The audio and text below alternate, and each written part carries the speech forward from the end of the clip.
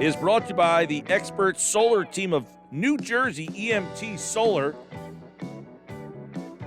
and Roofing and Solar Guardians. Start your solar journey today. Learn more by visiting espnsolar.com.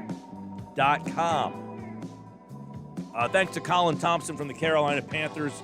He's got that great event with Lower Cape May happening on Friday night. Right now, though, we're going to talk a little bit more NFL, NFC East. Jeff Kerr is here. We'll get his thoughts on why tomorrow night's game might be a big one in the NFC East there. Jeff, we got the Washington football team and the Giants. Someone's going to be 0-2. That makes tomorrow night's Thursday night game a pretty big one. This is a bigger game for the New York Giants, I think, than Washington right now, Mike. And just because I don't think the Giants can afford to go 0-2.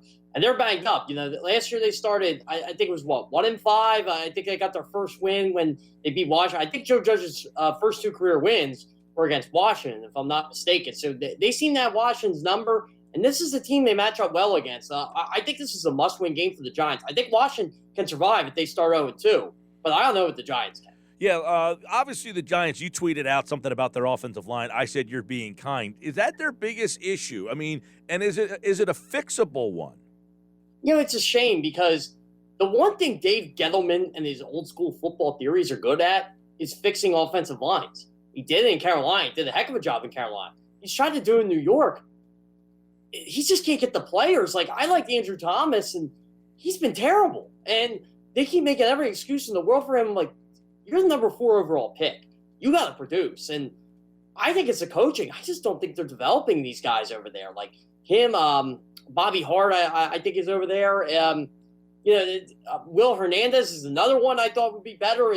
They seem to draft good college players. They're just not developing an NFL guys. And I think that's ultimately their biggest problem. And it's leading to Daniel Jones getting killed and Daniel Jones fumbling the football. Yeah, I liked Hernandez too. I mean, even Soldier, they brought over from New England. You thought he opted out last year. He was terrible last week. If they can't fix things there, because they went out and added some skill players. Like, you look at their skill players and people would say, I'd take those guys. I love the Kenny Galladay signing for him. As soon as they signed him, I'm like, great signing. It's a shame that they can't block because I thought Kenny Galladay was stud in that offense. Darius Slayton I like as a deep ball threat. Sterling Shepard's very reliable. Evan Ingram, everybody loves getting Evan Ingram for the Pro Bowl tight end thing, and I get it. He's not terrible. Like, he's a good pass catcher. They have skill position players. That's not the issue on offense. It is the coaching. It is the offensive line. And it's ultimately going to ruin Daniel Jones' career if it's not ruined already. On the Washington side, let's flip to them real fast. Tell us a little bit, because Fitzpatrick is out. Does that mean, people thought, I was one of them, and said, hey, people are overlooking Washington. You bring Fitzpatrick here, he's a legit guy. He might not be a Super Bowl winning type of quarterback, but he could get them to the playoffs, even though he hasn't I don't think he's been to the playoffs as a starter. Tyler Heineke getting in there now, how does that change the dynamic for them at that position? Here's a good one, Mike. You brought that up. Has he ever even been to the playoffs? I don't think Fitzpatrick has ever been to a playoff game. I don't think he has. I thought this would be the year. I think that is correct. I don't think he's ever been to the playoffs. So that's a shame. I mean, look, the offensive line did get him killed. I mean, the hip injury notwithstanding. But that was the question with this team. Could Ryan Fitzpatrick play a 17-game season? Well, we found out in the second quarter, week 1. No, he cannot. So it's good they signed Taylor Heineke to a 2-year deal, and they're going to roll with Taylor Heineke. And I think Taylor Heineke gives them an added dimension. I think he's a good short-term solution for them. We'll see if he's a long-term answer. I'm not saying he's going to be a franchise quarterback, but for the 2021 season, for 4 to 6 weeks or 6 to 8 weeks, or however long they're going to need him, they're going to find out if he's a fringe starter, if he's just a backup quarterback. I mean, he's paid like a pretty good number 2 quarterback. I actually kind of like the deal, but he's going to have an extra dimension for them because he can run the ball and he can scramble a little bit and make some plays. I honestly was really disappointed in the Los Angeles, the Washington defensive line, because Los Angeles shut them down on Sunday. Shut them down. Rashad Slater completely owned Chase Young. Didn't allow pressure. Didn't allow sack. Didn't allow hurry. First career game. Left tackle. Welcome to the NFL, kid. Chase Young is a stud. He couldn't do anything off him. Montez Sweat couldn't do anything against Brian Bulaga on the other side.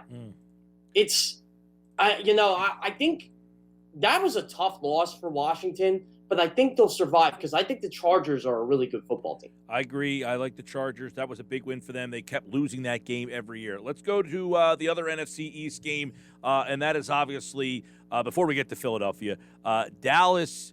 They've got that Charger team. So this one's a pretty interesting game where Dallas now, they came off that game where people felt good about them. Now they got to go to Los Angeles and play a Charger team that's feeling good after a road win. Now they get to go home and open up that massive stadium for them. And, we're going to find out, I think, a little bit about Dallas. If after everybody praised them for how good they looked, we're going to see if they can scrap because this team will fight you. Starting 2 games on the road is never easy for anybody. And we'll find out this is a true road game for the Dallas Cowboys because I don't know how many Chargers fans there are in LA, and they're opening up SoFi Stadium to fans on Sunday. But I think they're getting a lot of fans there because of Justin Herbert, because of Brandon Staley, who was with the Rams and who Rams fans love to maybe they switch. Who knows? But this is going to be a tough game for the Dallas Cowboys. It really is because of because of the Chargers' offensive line, 2, because Justin Herbert, I think, can light up that secondary. And look, Dallas shouldn't have lost to Tampa Bay. They're the first team since the 1996 St. Louis Rams, and I may have brought this up Monday, to put up 450 yards of offense, have 4 takeaways on the road, and lose. That's hard to do. They should have beat Tampa Bay. They didn't. So now you got to regroup. I think you got to give the ball to Ezekiel Elliott a little bit more. Ezekiel Elliott can say whatever he wants. You don't know football, whatever. No, Zeke, here's what I do know. You were not a factor. I don't care about you and your pass blocking skills. You get paid an average of $16 million a year. I don't really care if you're a good pass blocker. Yeah. I know you're a good pass blocker. But you can't be getting on the fans because you have 4 carries for 10 yards or whatever he ended up with, and you were pretty much a non-factor on offense outside of pass blocking. If Dallas decides to throw the ball 57 times again, they're going to lose. I asked that same question, Jeff. Can they sustain throwing 50-plus times?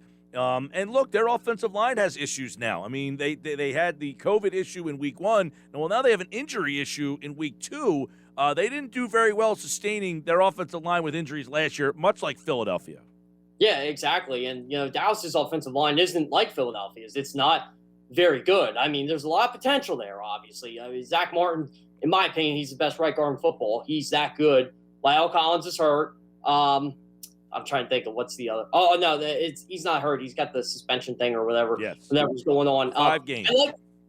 I like Connor McGovern again, but, he's okay. Like Tyron Smith, he's getting older. He's still a pretty good losing Travis Frederick at center last year or 2 years ago. I forget when it was now. That was killer for them. Their offensive line, they've always been a really good run blocking offensive line, which is shocking to me that they don't run the ball more because I don't think they're that great of a pass blocking. Well, you wonder how much they think Elliott has left in the tank. Yeah, that's what I wonder. And if that's the case, why'd you pay him? Why'd you pay him that much money? Why don't you just do what you did with DeMarco Murray? Just say, hey, thanks for the 4 years. We took every tread out of your tire. Go sign somewhere else and be someone else's problem. DeMarcus Lawrence. By the way, DeMarcus Lawrence hurt his foot at practice. There's another injury. They can't afford injuries on that side of the ball. No, not against that offensive line. Justin Herbert will have all day to throw. Austin Eckler will have all day to catch. Keenan Allen will have all day to catch. Mike Williams will have all day to catch. Tell you what, Mike, this Chargers team, I'm starting to think playoffs with them. I know it's week 1, overreaction here, but I like them going into this year. They did roll off 4 in a row last year to close the year. Yep, I don't have a problem with that. And John Clayton was on with us last week. He had them in as one of his 7 playoff teams. And I said, are you sure? And he said, yeah, absolutely. So he has them in. I actually had them in this week as well. My ins were a wild card. Miami, Pittsburgh, Chargers is my 3rd team on the wild card. Let's look at the injury report for San Francisco. Came out a little while ago, and it is long. Armstead did not practice. Greenlaw, Kinlaw, Mosley all did not practice. Limited, D. Ford, Marcel Harris. Armstead, Mosley, Kinlaw, Ford had a big game last week too. That's a lot of bodies not working out today. Yeah, and I happened to get in on Kyle Shanahan's press conference, and he pretty much explained the laundry list. And then they ask him Mosley's injuries week to week, and he's like, well, we'll see. So I'm not banking on him playing Sunday right now. that knee injury looks like it just keeps getting worse for him. D Ford was a shocker to me. Again, Armstead, I think they're kind of monitoring him a bit. It's going to be tough for the 49ers. I mean, I think this is why people think the Eagles have a shot to win this game. And yeah, you can call it upset all you want, but the 49ers are beat up. That's what it is. The Eagles are just happening to get this team at the right time right now. Well, and last year, remember, one of their 4 wins came in San Francisco. One of the reasons they beat San Francisco is because they were really banged up. Now, San Francisco is, they already lost Mostert. Verrett is out as well, so they've already lost 2 guys injury. You wonder if that mindset starts to creep in of all these guys. Is it good? Why us again? Yeah, you have to. And again, I don't know the answer to it. It's almost like the Eagles in the last couple of years. Why is this happening? Why is this happening to our team? And yeah, maybe they just have, they got to change something in there. Maybe eat different proteins, different foods. I don't know what the deal is. Like last year, they blamed a lot of them on like the MetLife Stadium turf. Well, you don't have that issue this year. So, and everybody's still getting hurt. And I know that was a question last week for Kyle Shanahan. You'll worry about playing on the Ford Field turf. He said, that's not an issue for us. And, it must have been because everybody got hurt again. Yeah. What did Shanahan, obviously the Eagles' defensive line is one of their strong suits. I like the 49er offensive line, but they allowed 6 pressures last week, which is the fewest in the NFL. So this is going to be a really interesting matchup. How did Kyle Shanahan see it? Well, for one, he's really, he said even back when he was in the NFC East with Washington, he said this defensive line has always been good. They always get after the quarterback. He said no matter who the coach is, he said Brandon Graham does his thing, Fletcher Cox does his thing. He gave a lot of credit to the Eagles' defensive line, when he was asked about him. He said, look, we're going to have to get rid of the ball. We're going to have to game plan for this team. He said, because they're a problem. He said they were a problem last year. He said they're an even bigger problem this year. He said they're well coached. He said he really had a lot of praise for the Eagles' defensive line. And here's another stat for you, Mike. The 49ers defensive line had the most pressures in the league last week. Say again? The 49ers defensive line had the most pressures in the league. Their defense, I would say their offensive line gave up the least. Right. They had 9 quarterback hits last week against Detroit. Yep, I brought that up earlier today because I think one of the matchups of the week is Mailata versus Bosa. Oh, my God, yeah. Talk about baptism by fire. I'm quoting Arthur Smith here, but you're really getting it with, in my opinion, one of the top 5 defensive ends in football already. And, this guy was Rookie of the Year. He had all these forced fumbles in 2019. Nick Bosa was a beast and towards ACL. Well, they're going to have to need Nick Bosa if Kinlaw and Armstead and these guys and D4 are out. They're going to need Nick Bosa to be Nick Bosa. And, he's not going to have that security blanket, those guys on the opposite side of the field or on the opposite side of the line or in the middle of the field. They're going to need Nick Bosa to show up Sunday. Hey, Jeff, last year, Kittle had 15 catches on 15 targets. I was happy as a fantasy owner.